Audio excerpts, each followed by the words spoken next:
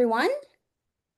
Welcome to this webinar of HVFC. Today we have as a guest Leena Dandekar, the CEO of the Raintree Foundation and Family Office, joined with some of her staff members. Very happy to have you here, Leena. And we're also joined by the founder of HVFC, Valk, to discuss and reflect today on what can philanthropy learn from the Global South. So once again, welcome anymore. Very happy that you were able to join us. Before we start, a couple of household messages. This webinar will be recorded right up until the question and answer session. That part will not be recorded. All participants who have registered and who are joining us today will receive the recording afterwards. And you can also, we will also post it on our socials. So even if you don't access via the link, you can always find it back on our socials. We also have the opportunity for you to ask questions to our speakers, but I would like to request you to please post your questions in the chat. We will keep an eye on them and we will either answer them as we go along or definitely after the speakers part is done. So without further ado, let's start. As said, we are very happy to have as our guest Ms. Leena Dandekar, who is the founder of the Raintree Family Office and Foundation. She is from India and based there, working in India, and we'll be touching on that a whole lot more during this webinar. And we are also joined by Valk, CEO of HVFC International. So the Raintree Foundation and Family Office originates from India and works in India. And Leena, as we talk a lot to philanthropists and philanthropic foundations, and often, as we are looking for funding, but also for partnerships with family offices and foundations, we tend to lose sight of what is actually the background of a founder to start a family office or a family foundation. And that is also my first question to you. Could you tell us a little bit more about your motivation and about what led you to starting the Raintree Family Office and Foundation? Thank you for having me, and thank you for all of you who are taking the time out to listen to me. Can I have the audience on my screen, please? It's a bit uncanny to see myself. Okay, here it is. Yes, somehow I just saw all of me and felt like I'm talking to myself and sounding wise. It's easier to sound wise to other people than to yourself. Coming back to the family office and the origins of the family office, and in conjunction with that, the foundation, they both came into being almost simultaneously, side by side, with one impact thought leading to the other and leading back into each other. So I wouldn't call it as family office and foundation separate, but look at an impact philosophy, which the family kind of wholeheartedly accepted and built consensus around. The origins of our portfolio and the family office go back to a family business. On both sides of my family, we are now the fourth and fifth generation for my children. From business families, one into chemicals and perfumery and aromatics, one side of the family, the other side being the biggest stationery and art material, scholastic material manufacturer and company in India, both having leading market positions for decades altogether. So come from a background where the business ethics and the family's value systems aligned very closely. Both these businesses were born against the backdrop of India's freedom struggle and shaking off the shackles of our colonial rulers. So there's a whole lot of indigenous technologies, local produce, movement to shift towards imported materials to Indian. There's a whole lot of local, cultural, nationalist pride inherent in these businesses and value systems.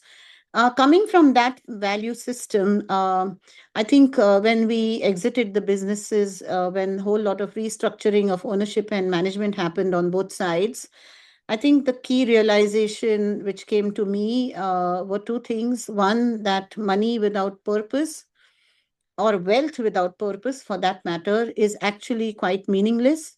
It feels hollow, and it felt more like a threat than an opportunity because my children were in their early 20s, and having a whole lot of disposable money in their own hands as adults, and being able to do what they wanted with it. It was a very dangerous position to be in, having that kind of youth and that kind of legal authority over large sums of money. In a family business, you can't do much with your wealth, it's tied in. But when it becomes capital, it's a tool for anybody to use whichever way they like it. And therefore, we kind of embrace this whole impact spectrum, choosing to give meaning to this capital, choosing to continue living a good life the way we were in our past as part of a family business. We don't live meager lives, but we didn't have any additional needs, so we continued the same lifestyle no matter how much our disposable income rose. And I think the biggest cream on the cake, the creamy layer for me, has been that my children have limited needs as well. Nobody felt the need to want material things that money could buy when this exit happened. And it became very easy for us as a family to put away what we needed into one safety pot and say we can live off this much for the next many decades, and then say the remaining monies, what purpose should we align to it? And therefore, looking at the impact spectrum that we chose to adopt as a family, looking at the purpose we chose to bring into the family discussions when allocating the capital in that year zero, in at its root stage, at design stage, that's where the family office and foundation were born.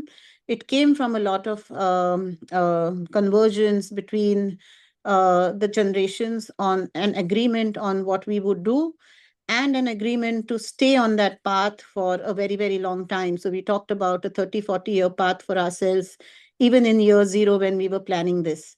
Back to you, Kenneth. Thank you, Leena. That is a very interesting but also inspirational journey that you've had with your family, and it also speaks to actually not just transferring your wealth, but also transferring it across generations. If you're speaking of a term of at least 30 to 40 years, Yes, yes. maybe can you tell us a little bit more about, that journey that you had with your family and the conversations you had with your children about this generational transfer of wealth and specifically for a purpose doing good? Yes, I can. I can. Okay, again, I'm seeing myself, so I'm going to bring back the audience. Hello again. Sorry, I keep losing you all.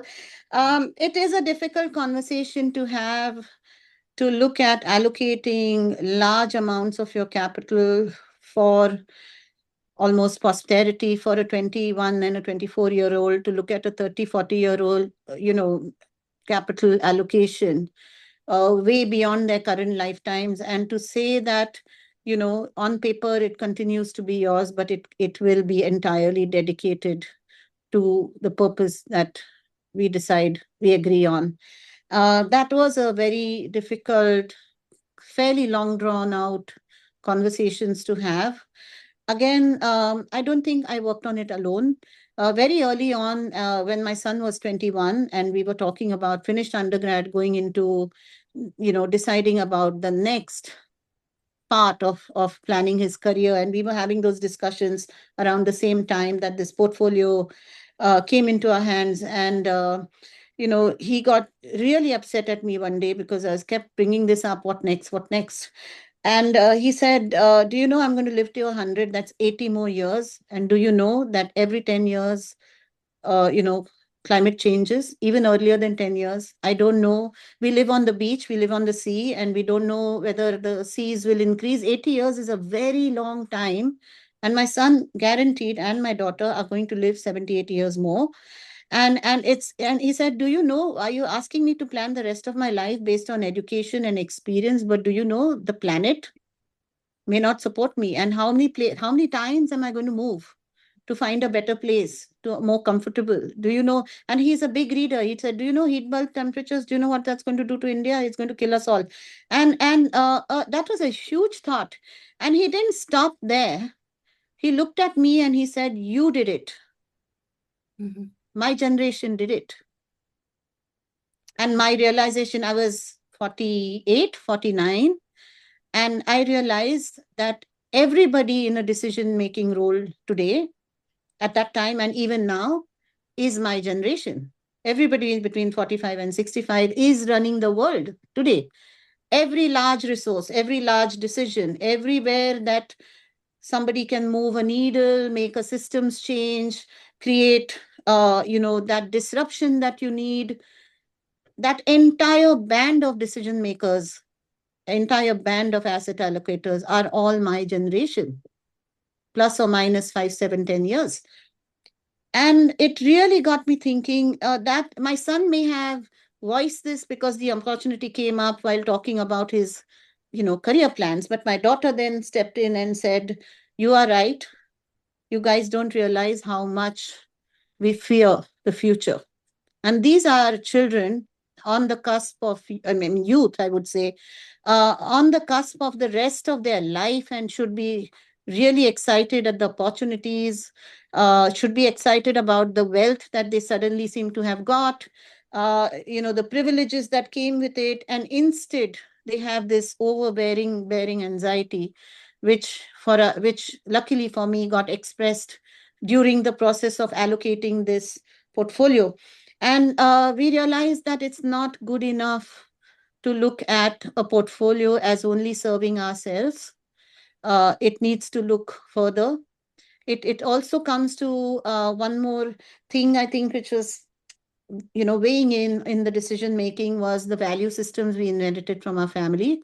We had very hardworking forefathers who went through a lot to bring these businesses to this position of dominance.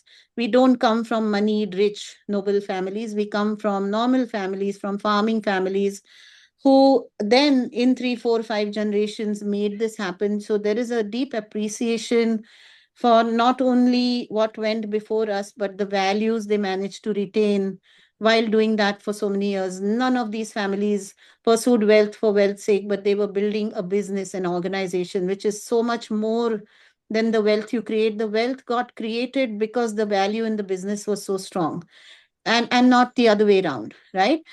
It never happened without abandoning your values. And so I thought very strongly about bringing that value system for my children, because your business may transition into a transition in its form from being an operating family business to now have wealth in your hands, but there is really zero reason to abandon your values while doing that transition, or to not have the best way to take it forward. From these combined reasons, then we came to the impact thesis. We said, let's go big because we have more than we need. So we put aside a third of our entire portfolio in impact investing, and and another third of our portfolio actually earns us every year the incomes that we put into philanthropy. So close to a 50, 60% of our capital and its incomes are dedicated to impact. A third sits safely in a safety pot in trusts, which safeguards our lifestyle the way it is now. And that's really the broader allocation we made. And then we said, let's get this started. The family office started first.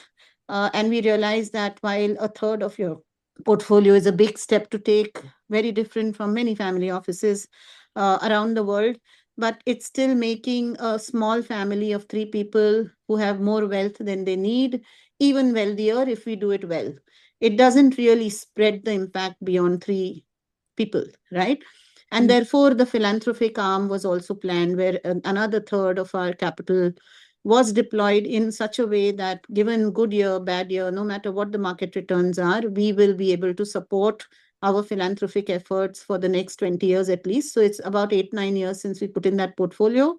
And this year, with the markets going up and down on a daily basis, with the world being such a gloomy place, with everything looking so uncertain, that allocation of resources which we did towards bringing in annual incomes for philanthropy has really been tested. And I'm very happy to report that our planning is standing this test of wars and oil prices and well, many shades of governments and what have you. So that's the genesis of the whole impact thesis. Back to you, Kenneth. Thank you, Lena. So this brings us to your, the model and the approach of the Raintree Foundation. You are not a traditional grant-making foundation in the No. traditional sense that allocate your funds and that there is people can apply for grants. Instead, and as you already alluded to just now, you've made the capital available to generate actually more wealth for this long-term 30 to 40 year time frame that you have in mind. Can you tell us a little bit more about what you call anchor funding and how that model then works? If you're not a typical grant-making foundation, how do you then work and how do you utilize the funds that you have for the objectives and the mission of the Raintree Foundation? Okay, I can do that. I'm going to bring the audience back though in a second. Sorry, I just like to talk to real people where I can. So, coming to the impact philosophy, running to philanthropy, there's a bit of a backstory there. When I lost my day job in the family business, I started looking at, being middle aged myself. I thought I wanted to work 2 or 3 days of the week in a social cause, in a cause which then I was searching for. I didn't know what I wanted, and that search actually took me uh, first to urban organizations in Mumbai, all slum based, all poverty based, all with the tight living conditions that city slums bring. But when you go to these slums, you ask them where they're from, and they will tell you the name of their village and back home, their home state where they came from. They don't think of themselves as being at home in this crowded city. And so in my search, I got the opportunity to go into rural landscapes as well, and see several projects in rural India. As you all possibly know, rural India is largely agrarian. We are a farming nation in so many ways. And those trips across a variety of causes made me realize that some of the rural crisis and the reason why people come to the cities is because agriculture and the agrarian lifestyle is not able to support them anymore. And there were many reasons for that. There is 70, 80 years of the wrong kind of agriculture being practiced the world over, not just in India, where you're looking at more and more, fertilizers, pesticides, GM seeds, in many ways tampering with natural lifestyles of those crops. Vast areas in single cropping acreages, and we all know the problems around food systems and agriculture. But it also came to the fact that we now have 1.5 billion people, and our natural resources are under severe stress.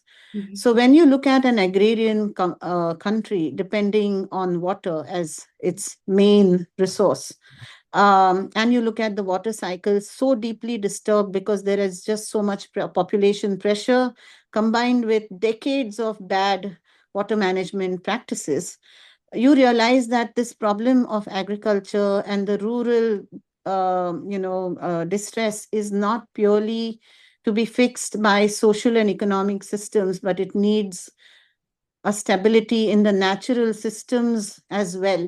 So we saw it as a three-way partnership if you had to work in rural landscapes. One is stability of natural systems, which means that communities, for their own well-being and prosperity, only take so much from nature as can regenerate year after year naturally, and use the science now available to us to be able to enhance that and bring it back to as much stability as we can. The second part is, of course, biodiversity. We know that nature in its living and non-living forms is the provider of ecosystem services to agrarian societies. So if you didn't have the biodiversity and didn't have the water cycle and all the other natural cycles that the earth provides, you could not have agriculture anywhere on the planet. And so that became something that you had to look at. Did you have pollinators? Did you have enough trees to provide the adequate catchment for us for a stable monsoon? Those are the kind of things we started looking at. And then, of course, is looking at agricultural families and households whose yields are declining, and how what are the incentives you can provide, and the training and the acceptance that you can build to be able to move to more regenerative systems. How can you build in multi-cropping, more soil health, a more dynamic living interaction of the resources, which would be the land, the water, and the crops? And how do you make it multifaceted so that if one fails, something else you still have? We also focused a bit on revival of native crops, because in this rush to provide cash crops for sale, a lot of people, and the degradation of the soil and the soil health, a lot of native crops which used to provide nutrition and sustenance to households have started disappearing from the country. And returning those means it's not only good for the soil, but it's also good for the dietary breadth of the communities. So it became a model where we said we have to do so many things, and that really then obviously is a systems change model, because you're working with several systems, not independently of each other, but interacting and intersecting with each other. And then, of course, the family is wealthy, but if, like I was telling Kenneth the other day, we must be in the bottom 5% of the wealthy families in India, right? We are not the wealthiest of the Indian families there. But we have a lot already in spite of that. We don't have to be a Bill Gates to drive systems change. We can be us and still make a difference. And so we started asking ourselves honestly, saying, what do we have in our power to do? What do we have control over? And we said, let's work on one piece of land at a time. Because when we work on one piece of land at a time, we are working on the land, its natural systems, the community's social and economic systems. And we are looking at working on habitat restoration, biodiversity restoration, at least to the extent that this balance between all these elements can be maintained. So, Mhm. our model is to bring back a balance. Our model is not to achieve perfection in one area of operation. We are not 100% perfectionist organization on biodiversity or on watershed management or on community well-being. Also, we came to a model of deep listening. We listen to all these factors. We do intense data collection. We do, FGDs. We do a whole lot of foray into the field. The first two or three, we win the trust of the community. And with that data in hand, with community anchoring that development planning, the design process, Raintree comes in bringing the voice of nature and global best practices, while the community actually is the institution holding those plans together. It's their plan for their life. It's by the people, for the people, with Raintree as a partner standing with them Yeah. in their journey. We don't actually tell them what to do. We help them evolve and come to their own solutions. So our model is very patient, very systems change driven, Mhm. very community anchored as well. Right? Kenneth, back to you. Thank you, Lena. I'm going to now ask Han for some reflections because Mhm. your model really speaks to the realization that this is about systems change and that you Yes. need to be in it for the long haul, Mhm. not just in intentions, but also in terms of capital. And we see a lot of movement in the philanthropic world. Sometimes it's also referred to as trust-based philanthropy or big bet philanthropy. Han, may I ask you, is this a funding model that we will see more of in the future, especially from the philanthropic sector? These big bets, these, putting capital to make capital work for a long-term systems change commitment. Thanks, Kenneth. And before I answer that, I do want to say that I'm very impressed that Leena is here and she's so super modest about what she does. I don't know many people that sit together with their children and come to the conclusion we have enough wealth, but the world needs more of our wealth. You were saying 50, 60% of what you have, you decided to invest in making the world a better place. There are not so many people that do that. So I think you're super modest in saying that that's something you just do. I applaud you for that. And I Thank think you. that's the biggest difference between you maybe and the majority of other donors that or philanthropists that of course want to achieve impact, but sometimes also have other objectives. And they put in a little bit of their resources, maybe a lot, and but I don't know anyone that is almost none of them go as far as you go and involve your family and applaud you for that. Thank you. Um, and there is a growing market indeed of organizations of donors that believe in the concept of trust-based philanthropy. But it's still very, very small part of the whole funding market. So trust-based philanthropy and the most extreme form, you could say, is that the donor goes to a grantee, listens to what their needs are, and says, "I trust you," and you decide how you're going to spend the resources. And by trusting you, I believe we will have most impact. And there are only a few donors that really have that in as part of their business. In the Netherlands, we have the postcode lottery, the largest donor in the world. I think that uses this mechanism. There are a few others that are stepping into to this, but it's still a minority of the donors. I think the biggest difference listening to you, Leena, is that you and your organization uses the concept of deep listening, where most other donors they use the concept of deep telling, I would say. So they think what is needed and they go into a community, they go to a certain country, a region, and say, I have funding for this, this, and this because I believe, based on maybe good research, but I believe that this is needed. And you listen to people, you listen to what nature wants to tell you.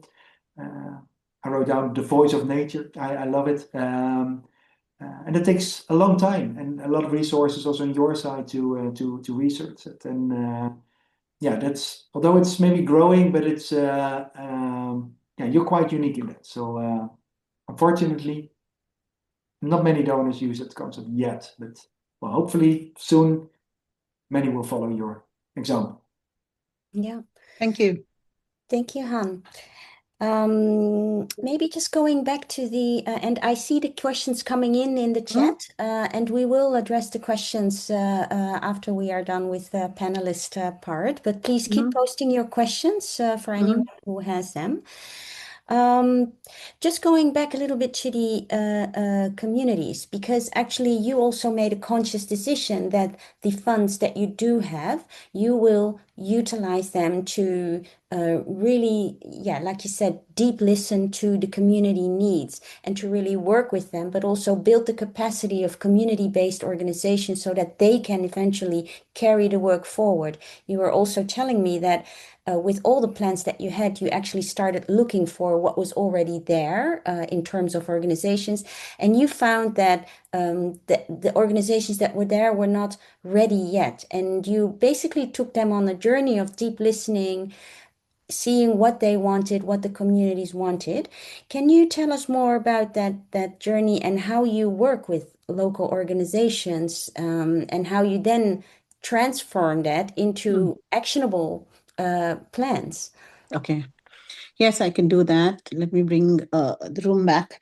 So with deep listening, so our tagline is dignity and well-being for planet and people. So that dignity word is a very big word. It's one word saying many things. The first thing you need to do for, having a dignified, respectful attitude to the stakeholders, to that piece of earth, is to understand that their place in that particular piece of earth is special, it's unique, and it's rightly deserved. And you have no right to make a recommendation otherwise, unless they want it so, right? Everybody has a place, uh, you know, where they belong, where they shine, where, everybody has their rightful place under the sun on this piece of earth. And that's something that dignity is something we cannot forget, because that's something we absolutely embody. From that word, I think, comes our method of deep listening. Because if you're not going to tell anybody who they should be and what their dreams should be, because you have no right to do that to anybody else, right? I don't even like telling me what to eat for dinner tonight. Leave alone what my lifestyle choices should be, what the girl child should do, etc., etc., right? So if you want to build agency in that entire landscape, it needs to know who they are.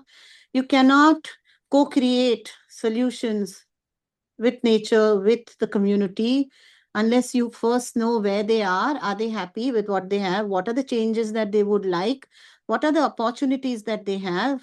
What is the capacity that they have to make those decisions for that desired change? And where would they like to be, right? And we are not just looking, and the community can speak for itself. People can speak for themselves. Various, factions of the community can speak of themselves. But who listens to nature? Who listens to the water cycle? What about the springs which are drying? The springs in the mountains, and springs which communities don't use, which are not close to habitation. Those are the ones that the birds and the monkeys and the frogs and the bees, they are the ones. And when you say dignity and well-being for planet or people, we are talking about dignity of that stream, that spring, the bee who drinks water there, the tree whose roots access the groundwater, the aquifer itself, every rock, every mountain, every layer. That's the dignity we want to afford to everybody. So we do a lot of deep listening with, hydrogeological mapping, aquifer mapping, mapping of slopes, GI mapping, land cover, land use changes. There's a bunch of technical things we do for the abiotic portion of the land. And then there's the biodiversity, of course, the living portion of the landscape, which we do biodiversity mapping for.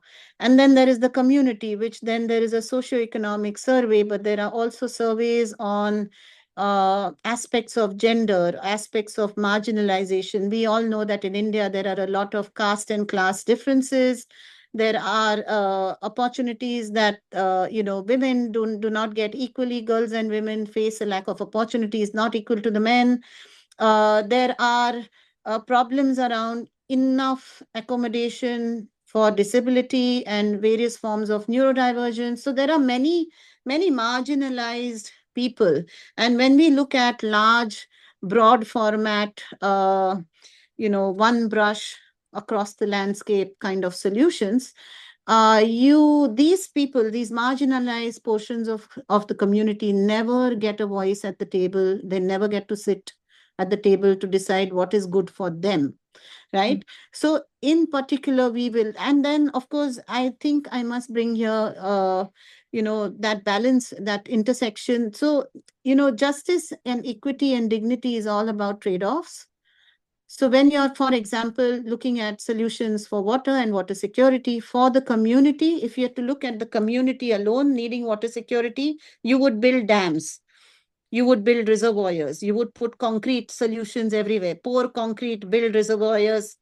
But When you look at water from an ecological standpoint, saying the bees and the birds and the fish which swims upstream and the frog which needs the waterfall to breed on, when they also need water, and when you maximize water and optimize the water cycle for the ecosystem, human beings as one part of it will obviously get optimal water solutions as well. Then you don't look at solutions which are man-made, you look at nature-based solutions. You tone down the concrete, you tone down the number of outside materials coming in to form those bunds and barriers and everything that happens. So these are the kind of solutions. It's every very logical, very science-led. It's a mix of natural sciences, biological sciences, social sciences, but we also bring in one very important pillar for well-being of the communities, which is mental health awareness and access to mental health services. We know the climate crisis is real. Our end goal is to build resilience in all these different systems in the land. It's the land and its natural systems, the biodiversity systems, and the community systems, right? Social economic systems of the community. And when you're looking at all of them interspersing, any natural events, any monsoon disturbance, anything like that is going to create distress within the community, right? And when you're looking at the community being in constant stress from climate change and disruption that happens because agriculture depends so much on the climate and the state of the earth and its systems, you are looking at a community which we know is going to be under constant stress. So then what happens to a community which is constantly stressed? Who gives them the relief? Who gives them that helping hand? How do you build that empathy in the community? How can they help each other?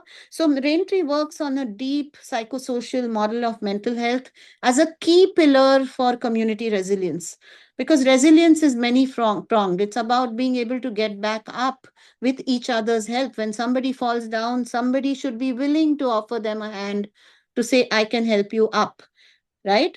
And for that, the entire community needs to be aware. They need to be sensitive. They need to be empathetic. They need to have the tools to be able to help each other. But when it comes to a point that where they can't help each other, when the psychosocial model cannot work on mental health and resilience anymore, then you also need to build the referral pathways to the primary health centers, the tertiary health centers, where then doctors, counselors, etc. come in, community health workers come in. So Raintree again works on a very patient plan to have help available to the entire community for the distress that we definitely see coming in the decades to come. So it is a very patient. I think I kind of went off track. Can you bring me back to the question again? I'm very sorry about this, but passion kind of took me somewhere else completely. Apologies, Kenneth. I No, went off track. no need to apologize. I think it's I think it's a very fascinating way of looking at what you're trying to do, and it's actually a holistic approach that you have. Now, one question that comes to mind is that you are only you are only as big as you are, or as you also said, as small as you are. So how in this holistic approach do you determine where your sphere of control, your sphere of influence, I mean, where does that, how do you guard that? Where does it end? Where does it start? Where does it end? And when it ends, how do you then make sure that your plans are being carried forward? Do you, for instance, work with other partners? We do. So it's a needs-based program based on all the data and the community dialogue that we do, right? Our needs are only apparent after a couple of years of trust building, dialogue, data gathering, etc. So at that point, for example, in the first project that we started 8 years ago, we had 15 out of 17 SDGs we covered. And I won't say, every sub point of all those 15, but broadly covering 15 SDGs and parts of those 15 as applicable. And we worked on all of those in a patient manner. And our programs are designed to be 15 years active with 5 years of support. So it takes time to build the systems change, the mindset changes at a larger community level. So when you're working on 15 out of 17 SDGs, or in Shasi River Basin project, which we are launching in school actually in 2 weeks' time, we will be working on all 17 SDGs. The two we didn't have, which was urban landscapes and life underwater, that is part of Shasi River Basin landscape as well. And we will not do everything on that agenda. We will do what needs to be done to bring long-term, decades-long stability and balance and resilience in each of these three main stakeholders in that landscape, right? And so that needs partnerships. How can one organization funded by one small family with a small team be an expert in everything? Not possible. No, I come from a chemical business, right? And when we build a chemical plant, we bring in a chemical engineering firm to design the plant. Then we bring in somebody who builds chemical factories to design the architecture. Then we need bring in a third person to design the safety solutions. And then it's simple. Even a 2-year, 3-year chemical plant building exercise is a matter of 20, 30, 40 partnerships. Including government institutions who certify your safety, who will give you the permits. So it's always in real life, in commercial real life, and in real life anywhere else, except apparently in the philanthropic sector, life is about partnerships. I don't know why we make such a big deal out of it. Nowhere in life, in no sector, in no organization, no entrepreneurial activity, social or otherwise, can you work alone. You need the banks, you need the government, you need community, you need all levels of management and teams, you need trust. Most important of all, you need faith, you need a buy-in into your vision, into your methods, you need a value system, you need ethics, you need all of that. You need it everywhere. You need it within your home, you need it everywhere else that you function outside your home. So I don't think it's remarkable that we have partnerships. It's the only way to do comprehensive long-term system change work, is to bring in partnership, in respectful partnerships, I would add, uh, partners who are good at what they do. What Raintree does uniquely well is community mobilization. So we are the boots on the ground. The community trusts us to stand by them and to do good by them. So when we bring in a partner, they're trusting us to bring in a partner who will be good for them, who will work with them and not, not for them. It's not, it's side by side together. And that level of trust is something that we develop right at the beginning, and we continue holding that trust the entire time that we work.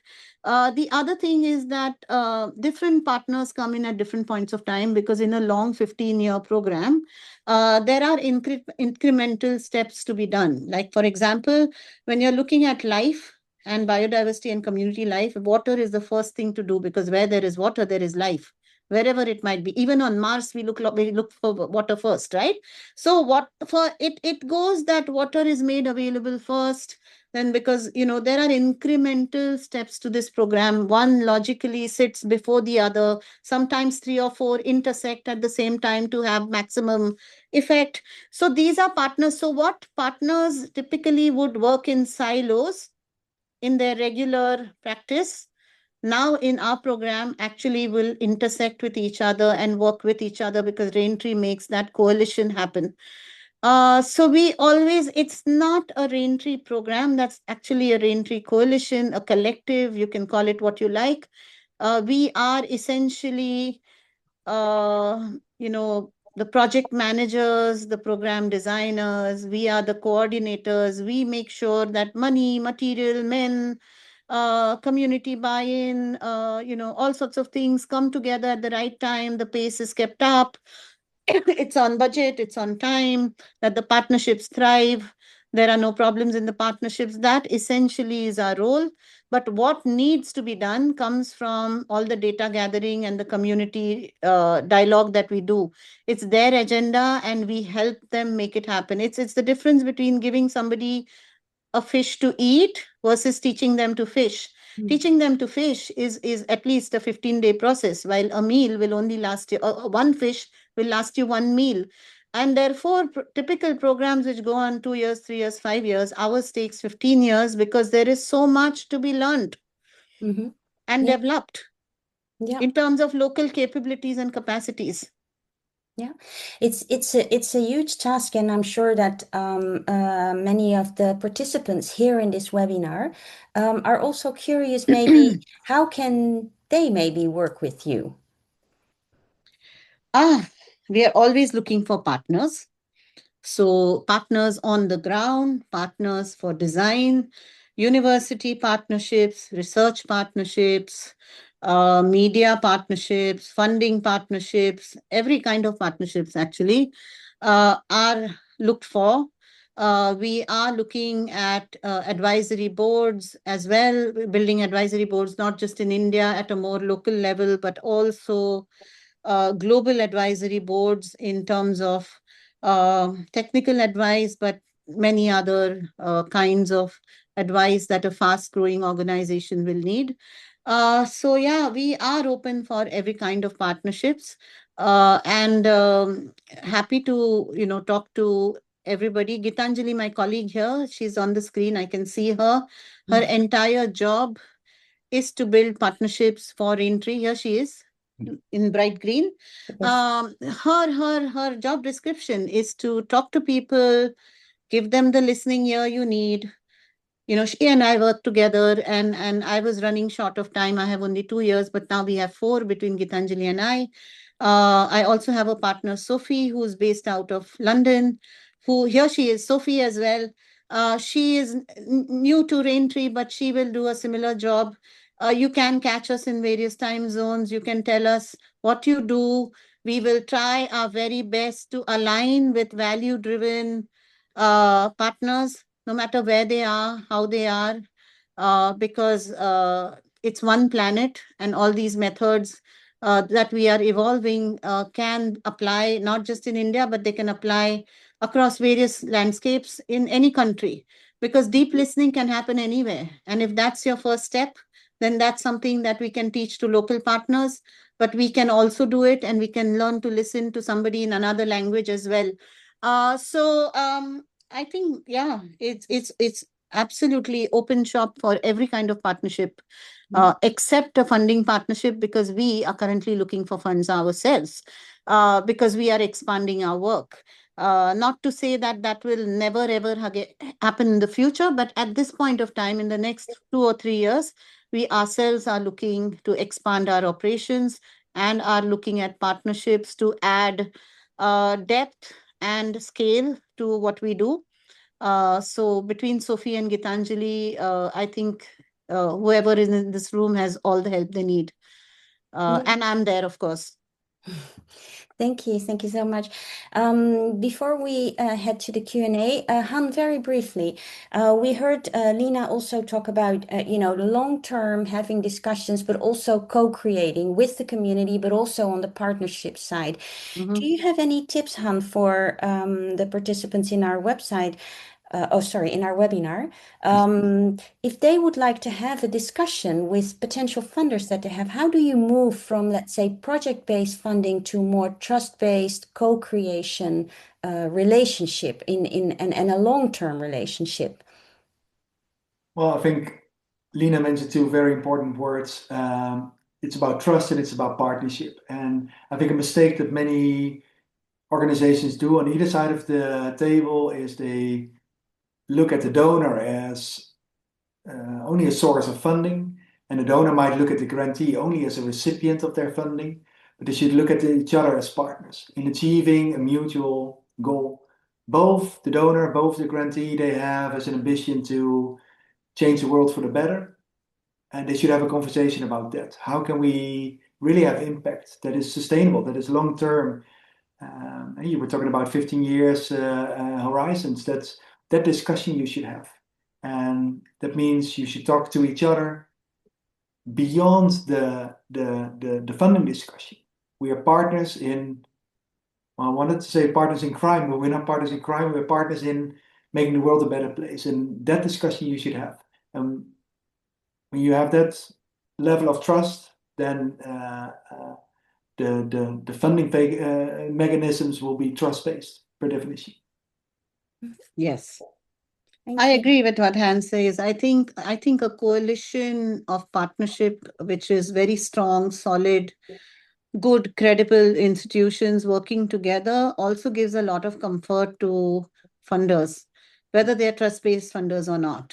If I were to put on my funder lens and my wealth allocator lens, I think I would have a lot more comfort if an organization knew how to build partnerships and ask for help and give it, be cooperative Yeah. and collaborative versus saying we can do everything alone and we'll raise everything in-house. It doesn't make sense to build everything in-house when there is so much available, much better expertise available out there. Yeah. I think it's time to move to our Q&A. I'll just